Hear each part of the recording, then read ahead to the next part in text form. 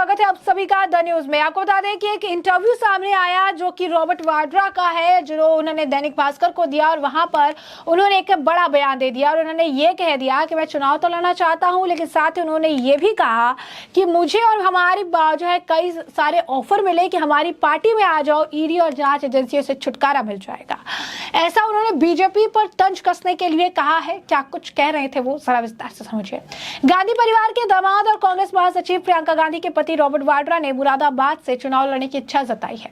दैनिक भास्कर से बातचीत में वाड्रा ने कहा कि राजनीतिक परिवार से जुड़े होने के कारण मुझे परेशान किया जा रहा है। राजनीति में ना होने के बावजूद मैं सियासी लड़ाई लड़ रहा हूं। उन्होंने कहा, मेरे पास कई लोगों के पार्टी में शामिल होने के ऑफर है। एक बड़े नेता ने कहा कि अगर मैं उनकी पार्टी में शामिल होता हूं तो वो मेरे ऊपर चल रहा केस खत्म करा सकते हैं, यहां तक ईडी और जांच एजेंसियों से भी छुटकारा दिला देंगे। ऐसा रॉबर्ट वाड्रा कह रहे हैं कि उन्हें ऑफर मिला।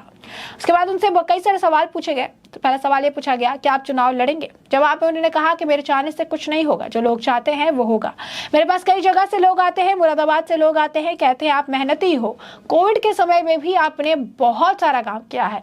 ऐसे में लोगों की जो है बातें हैं, लोगों की इच्छा बहुत ज्यादा मायने रखती है। उन्होंने कहा कि कई मुद्दों पर मैं बोलता हूं, लोगों को दिखता है कि बीजेपी ने जिस तरह से मेरे साथ व्यवहार किया, एजेंसियों का दुरुपयोग करके मुझे मुश्किलों में डालने की कोशिश की, मेरे बिजनेस को जरिया बनाकर मुझे परेशान किया। इसीलिए लोगों को लगता है कि अगर मैं संसद में रहूंगा तो मैं अपनी बात रख पाऊंगा और सभी चीजें स्पष्ट हो जाएगी। यानी गांधी परिवार का एक और परिवारवाद सामने आ रहा है और अब दामाद को भी जो है राजनीति में डालने की फिराक में है। ये उन्होंने कहा कि मुझे लगता है कि मैं अपने दफ्तर में बैठकर बहुत सी राजनीतिक चीजों का जवाब नहीं दे पाऊंगा, मुझे भी राजनीति में उतरना चाहिए, लेकिन मेरा परिवार और पार्टी जब चाहेगी या हाँ बोलेगी तब मैं चुनाव लड़ूंगा। मुझे हमेशा लगा कि संसद में पहली जगह प्रियंका की है, पहले उसे जाना चाहिए। प्रियंका ने बहुत मेहनत की है, उन्हें संसद में होना चाहिए। प्रियंका के बाद ही मैं राजनीति में कदम रखना चाहता हूँ।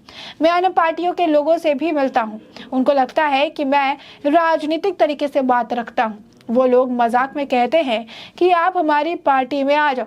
मुझे किसी ने ये भी बोला कि आप हमारी पार्टी में आ जाओ, जो भी आपकी मुश्किलें हैं वो हट जाएगी, लेकिन मैं कभी दूसरी पार्टी में जाने की सोच भी नहीं सकता। मैं इस परिवार का सदस्य हूँ, सभी से मैंने बहुत कुछ सीखा है। पार्टी और परिवार चाहेगा तभी राजनीति में कदम रखूंगा, ऐसा उनका कहना है। इसके बाद उनसे सवाल पूछा गया, क्या प्रियंका गांधी पीएम नरेंद्र मोदी को हरा पाएगी? जवाब में कहा कि प्रियंका कहीं से भी लड़े या देश के किसी भी कोने से वो जरूर जीतेगी। वो इसीलिए जीतेगी क्योंकि लोग उन्हें चाहते हैं, उन्हें प्यार करते हैं, उनकी मेहनत को समझते हैं। अभी जिस तरह से कर्नाटक और हिमाचल प्रदेश में प्रियंका ने मेहनत की, लोगों ने देखा और समर्थन किया, उसकी वजह से जीत में आसानी जो है हुई है, ऐसा रॉबर्ट वाड्रा का कहना है। यही नहीं, उन्होंने कहा कि मध्य प्रदेश में प्रियंका ने प्रचार शुरू किया। वो लोगों के बीच में रहती हैं, लोगों की मुश्किलें समझती हैं। अपने पिताजी से और अपनी दादी से उन्होंने सीखा है। पीएम को हराने की जहां तक बात है, वो प्रियंका की सोच नहीं है। उनकी सोच है कि जिस भी क्षेत्र को वो चुने वहां प्रगति हो और भेदभाव ना हो, और इसी वजह से वो आगे बढ़ रहे हैं। उन्होंने कहा कि हम ये नहीं सोचते कि हमें किसी को हराने के लिए लड़ना है। जो भी पार्टी चाहेगी प्रियंका उसके अनुसार कदम रखेगी। जिस क्षेत्र में बदलाव की जरूरत है और मुश्किलें हैं, वहां से प्रियंका लड़ने को सोचेगी, ना कि किसी को हराने के लिए या बदला लेने के लिए। जो वादा प्रियंका करेगी वो पूरा करेगी। यानी साफ तौर पर शुरुआत से अंत तक रॉबर्ट वाड्रा दिखाना चाहते हैं कि प्रियंका गांधी एक बेटर कैंडिडेट है, उन्हें आगे रखना चाहिए। सवाल फिर उनसे पूछा जाता है कि भारत जोड़ो यात्रा क्या फिर से होना चाहिए? जवाब में वो कहते हैं कि जरूर। राहुल के साथ मैं यात्रा में कई जगह रहा, मैंने देखा कि राहुल को लोग पसंद कर रहे थे और अपनी समस्या बता रहे थे। मुझे लगा ये तरीका बहुत अच्छा है, जमीन पर जाकर उनकी समस्या समझी है। उस वक्त चुनाव भी नहीं था। हर क्षेत्र में जमीन पर समस्याओं को समझ के काम होना चाहिए और ये बहुत ही ज्यादा जरूरी भी है।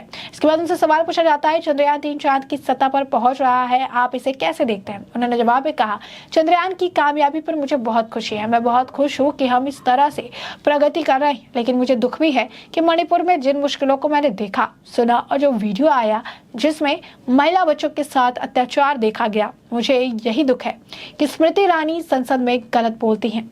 उन्होंने आगे फिर से कहा कि वो महिला बाल विकास मंत्री हैं, उनको मणिपुर में होना चाहिए और सुख शांति के लिए प्रयास करना चाहिए।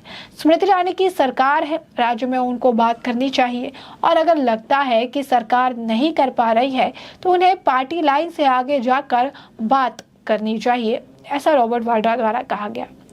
राहुल मणिपुर गए थे, उन्होंने मुझे भी समझाया कि वहाँ क्या माहौल है। साथ ही वे चाहते हैं कि मैं अपनी टीम के साथ 1 महीने के लिए वहाँ जाऊँ, वहाँ जाकर सेवा करूँ।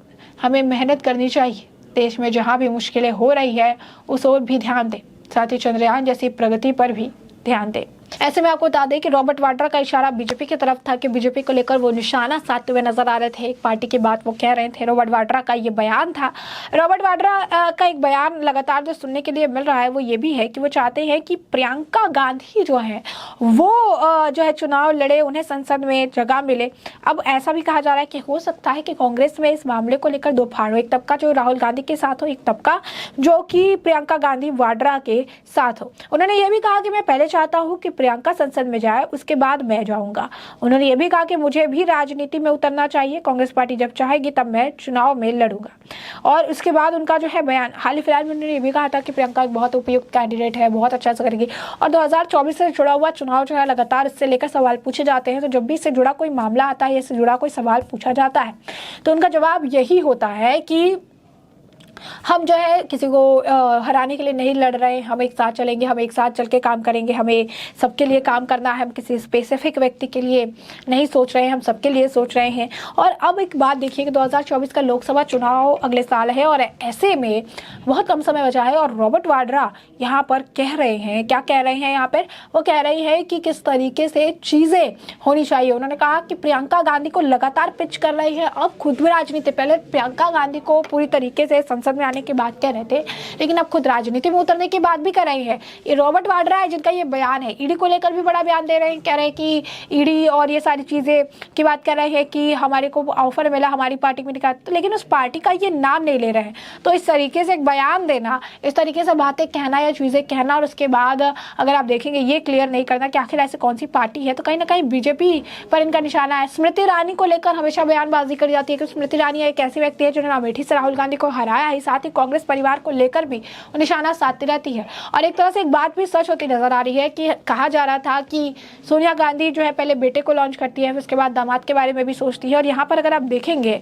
तो प्रियंका गांधी के बाद खुद को भी राजनीति में लाने का काम रॉबर्ट वाड्रा कर रहे हैं। रॉबर्ट वाड्रा का ये कहना है कि अब वो भी खुद भी राजनीति करना चाहते हैं, लेकिन पहले प्रियंका गांधी जाएंगे और पीछे से मतलब पूरा जो परिवारवाद है यहाँ पर ये चल रहा है। बाप का बेटा, उसकी माँ, उसकी बेटी, उसके जो है दामाद, पूरा जो परिवार है वो राजनीति करेगा। और एक ही परिवार है जिस परिवार के इर्द गिर्द जो है नेता घूम रहे हैं, उस परिवार के इर्द गिर्द लोग चल रहे हैं और उस परिवार के बारे में ही सोचा जा रहा है और उस परिवार को ही आगे बढ़ाने का काम किया जा रहा है। और रॉबर्ट वाड्रा का भी ये बयान साफ तौर पर बताता है कि आने वाले समय में कांग्रेस में ही एक बड़ी खाई देखने के लिए मिलेगी, जो तबका में पूरे तरीके से बढ़ जाएगा और वो एक हो जाएगा जहां पर एक तरफ लोग राहुल को सपोर्ट करेंगे, दूसरी तरफ प्रियंका को समर्थन में उतरेंगे। और बात रही उनके घोटाले की, तो कई सारे मामले जो है इनके निकाल के सामने आए हैं, जिन मामले में अपने आप को क्लीन चिट देते रहते हैं।